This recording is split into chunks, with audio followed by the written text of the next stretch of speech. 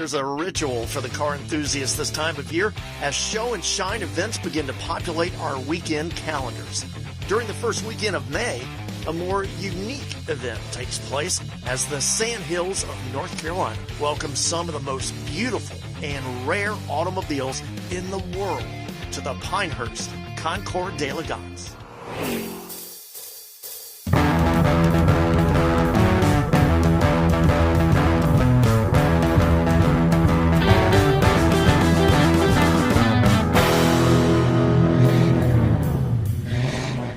Hey, welcome to a special edition of 0 to 60 TV. I'm Mark Arson. Joining me, my good friend Steve Hewlin, and our special guest, Jay Howard, president of the Pinehurst Concours d'Elegance. Did I get that right, Jay? Very correct. Okay, great. I got to ask straight up, Jay, and obviously, thank you so much for inviting us here to get a little behind the scenes look at this incredible event. But why bring a world-class Concours to a golf resort? Well, when you think of golf resorts in the United States, there's three romantic names that come to mind: Pebble Beach, Augusta, and Pinehurst. And we're the American home of golf here. And I'm a North Carolina native, so there's a good bit of pride in what goes on. And how many really underestimate the number of people that come to Pinehurst. And we also underestimate, by being a North Carolina Tar Heel, that we don't understand how far and wide the reputation of Pinehurst goes. But when Pebble Beach, and Augusta's not going to have a Concours, pretty sure. Pebble Beach has a very successful one that's going to turn 66 this August. So why not Pinehurst? And then when we looked at why not Pinehurst, you got to look at the logistics that surround this area. Yeah. If we can host a U.S. Open, we can host a Concours. Jay, just let me say before asking any questions, congratulations. All of us at Leith are thrilled for you. We've been walking around, we can feel a frisson in the air, the excitement is palpable, and everyone's looking forward to tomorrow. I think we all are. I did want to ask you, though, that we know that there are a few events around the world, in Paris, Retromobile, slightly different in UK, Goodwood Festival of Speed. During the year, do you go along to these events to try to see if you could learn things from them, maybe bring back to Pinehurst? Oh, absolutely. I don't think there's ever a completely original event idea. Right. You're continually going to other events and taking a little bit of what you learn. And, right. And our day-to-day business is motorsport production. So we are involved not just in the Concours business, but in racing all across North America and all types. And events have one goal, not about how many people you get to attend. Yes. It's how many come back. Yes. And all events are judged on did you get that patron to attend again, and therefore you're trying to create a lasting impression that they want more of. Could you kind of walk us through what the typical car owner might go through from start to finish at an event like Pinehurst? First, you have to understand the role they play in the show. They're the star. They're why our people are here. And for a Concours entrant, it's a passion of taking a car, either acquiring a car that's already Concours ready, or many times acquiring a car and going through the process that can take years to bring a car up to Concours standard. And then, just like you would a child, you take what you have created and you go to a great venue like this and you compete. And a lot of these people are competitive, but they're not just competitive.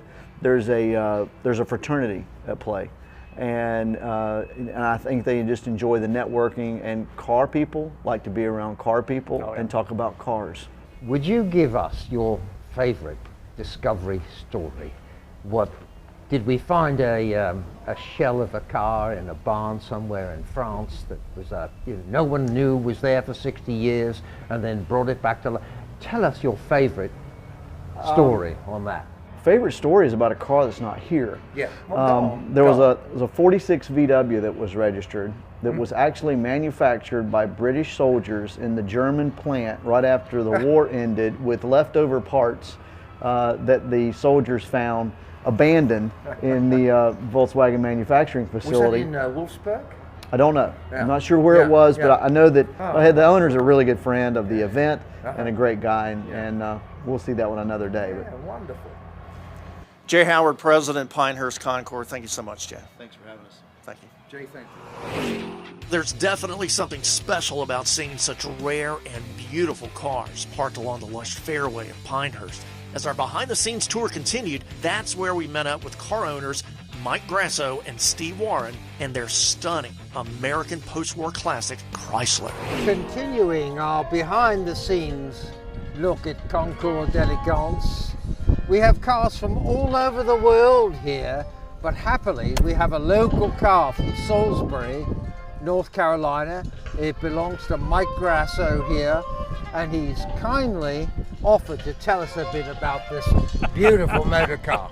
Well, it's a 1947 Chrysler Town & Country Woody sedan. 1941 was the first Woody that they came out with. They were barrel back station wagons. 41, 42. After the war, in 46, 7, and 8, they made a four-door sedan and a convertible, two-door convertible. Out of the four-door sedans, there are only 4 original 8-cylinder sedans left in the world. They made about 5,000 Town & Countries in 47. This was is a 6-cylinder, and there are only about 35 of them left in the world. About 3 years ago now, the Classic Car Club of America recognized the Town & Countries from 41 through 48 as classics because they were primarily hand-built. Right. So the wood is ash and mahogany, and that was Walter P. Chrysler's brother had an ash farm. So he bought the ash from him. They made all the parts, and then they were completely hand-fitted to the car. So it was a vertical organization. That is correct. Now, can I ask you one thing, Mike? Yeah. What special care does the ash require you to have? Well, if you have a boat, you know that you have to varnish so it's a bit, so many years. So it's like a crisscross with wheels. That is correct, oh, exactly. Yeah. And of course, the original Town & Country, Walter Chrysler, wanted a car that would feel as comfortable in town as it did in the country. Thus, the Town & Country was born. Exactly. Wonderful. Yeah, I wonder how long it took on the production line. Oh, geez, that I don't know. It must have been an extended process to build a car. Well, they built. They did. Of course, they did go down the assembly line, but then they were moved to another section, and all the doors and everything were built by hand afterwards. Steve knows a lot about the car. He's kind of an expert on them. He's been working on them for almost 25 years. So, Steve, can you give us a really good nugget about this Chrysler Town & Country? This very car? Yeah. The story behind it, I don't know if it's true, it was an estate car in upstate New York. I bought it 30 years ago this month from somebody I did some work for in Pennsylvania. This came out in 46. The 41s and 42s were barrel back semi-station wagons, but it had a steel roof, not a fabric roof like most station wagons at the time. But this was a new body style for 46, and they carried it through early 49, actually. Well, Mike, Steve, good luck in the Concours. We hope you enjoy the weekend, and thank you so much. The Pinehurst Concours experience isn't entirely about great cars from the past. It's also home to great cars of the present from Porsche, a main sponsor. So we couldn't help but take up their offer to let us get our hands on a new 2017 Porsche Panamera Turbo. But you'll have to watch the next episode of 0 to 60 TV to see that. Once again, a huge thanks to Jay Howard and the entire staff at Pinehurst for welcoming us down here to the Sand Hills, giving us a behind-the-scenes look at the Pinehurst Concours. Steve, thank you for joining us. I know you had a good time. I did. I'm sure you did as well. And thank you for watching.